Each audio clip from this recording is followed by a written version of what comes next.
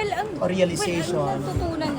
natutunan ko ng realization ng words is, kung ano yung pinasok mo, hindi siya madali, diba? So, kailangan din talaga na kung ano yung papasukin mo, sigurado ka doon, and kayong dalawa yung may gusto nitong pinasok mo. And keep the love alive para hindi natin experience yung ganitong klase sitwasyon sa buhay natin. Pero wala naman talagang formula ang marriage, hindi ba? Paano mo? I guess wala, pero pwede siya kasing maagapan. Like kapag, ako feeling ko kapag may problema, kailangan may communication talaga kasi mas madaling ayusin yung problema nyo kesa mag-ayos ng papers for annulment, diba? So, dito tayo sa madadaling kaya nating ayusin kesa doon sa malaking picture na may hirapan na tayo. Angelica, would you say si Greg dumating siya sa buhay mo during the right love, right time, perfect timing na? I think si Greg ay dumating sa akin. Siya yung tamang tao at tamang timing. After everything. Ano yung lesson learned mo na naging tahimik yung buhay mo kanina tayo? Ano yung mga lesson learned na realize? Na masarap.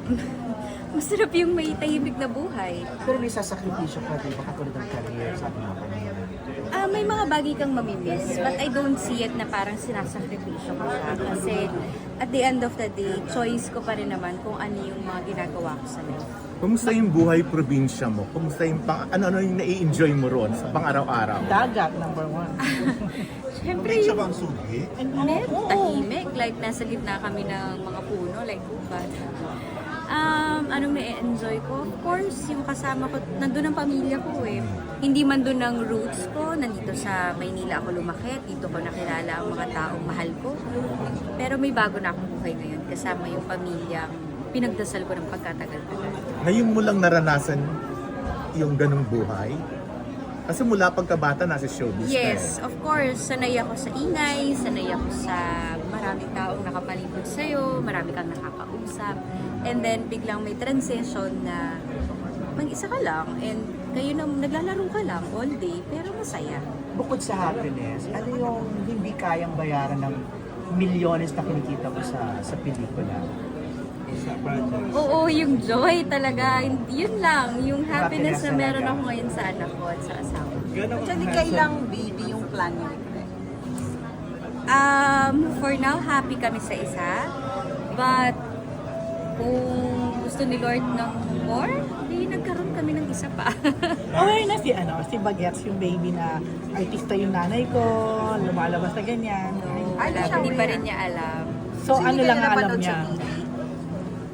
Wala. Pag nag-work ako, alam lang niya na mama will go to work. Tatanungin niya ako to Manila, ganun. So, alam niya yung work ko lang ay sa Manila. Pero napakaganda ng iyong daughter. Super. So, nakikita mo ba to na nako, susunod to sa yapak ko in the future? Depende sa gusto niya.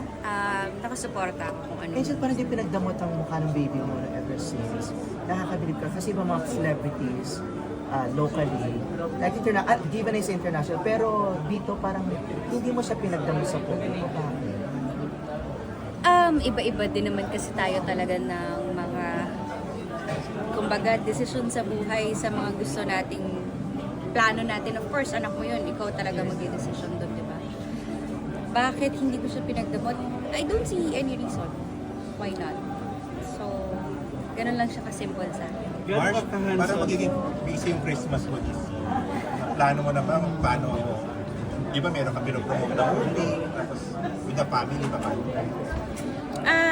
Binabalanse lang namin mag-asawa yung schedule kung paano namin talaga itatawid tong December. Pero mukha namang kaya. Medyo may hingang malalim lang kahapon kasi kahapon na yung kick-off ng promo. Kaya para, okay, come on, eto na. Dire-diretso na. Naghahanda ka ba pag Noche Buena, Mar? Yes, naghahanda talaga ako. Kasya ba sa'yo ang Magkano ang budget mo? Diretsuhan na, kasya ba ang Kasi 500? bang 500? Siyempre hindi. Kung ako lang kakain. Kulang pa rin. Diba? Or magti-take out na lang siguro ako pagkakasya ko. Kung ako lang. Parang ang lungkot naman kung magpapasko ka mag-isa. Siyempre hindi. Parang ano ka pa ngayon kasi nagsimula ng promo, parang ilang taon kang hindi aligaga. ng Pasko ng mga ganitong mga season. Pero ngayon, parang sasaba ka na naman doon sa pinaka-busy. Of course, sabi ko nga, diba, may balance. So we'll keep it simple. Yung celebration ng Pasko namin ngayon, talagang kaming tatlo lang. Si Greg, ako, and yung daughter ko. Usually kasi nag-invite pa kami ng ibang family and friends sa bahay, and then magluluto ako for everybody.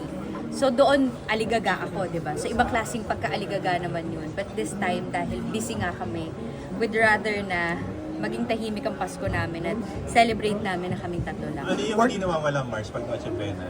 And then, pinaprepare mo for them? Kami ever since, kahit nung buhay pang mama ko, yung spaghetti niya talaga. And then naging staple ngayon nung wala na siya na i-maintain yung kanyang meaty spaghetti na recipe. Favorite ni Baguettes? Favorite ni Baguettes, yes. For next year ba, posible nang mag-teleserye ka na uli? Hopefully, kung kaya. Kung kakayanin yung schedule at hindi naman din ganun kabigat, why not? Or kung ang location is sa Zambales, why not? Kung gusto nilang gawin sa Subic, bubuksan namin ang lahat ng posibilidad. Diba? Doon lang Pwede. gawin. Angel, na dapat within the area lang malapit sa'yo ang shooting or ang taping, para hindi ka masyadong malayo. Isa yun sa mga Siguro ang kinoconsider hindi mo. ko lang kaya talaga, honestly, yung ginawa ni Anne, yung nag-shoot siya ng yeah, Dumaguete, sa yung lumayo siya. Ang brave nun para gawin. Ako parang ayoko, parang hindi ko kaya talaga. Ano Na pinakamalayo malayo na ganun. pwede sa'yo? Sa norte lang ba? Or Manila. Manila lang. hanggang Manila lang talaga? Hanggang Manila pa lang. Hindi pa ako sanay na nabaabaliw ako pag malayo sa Manila.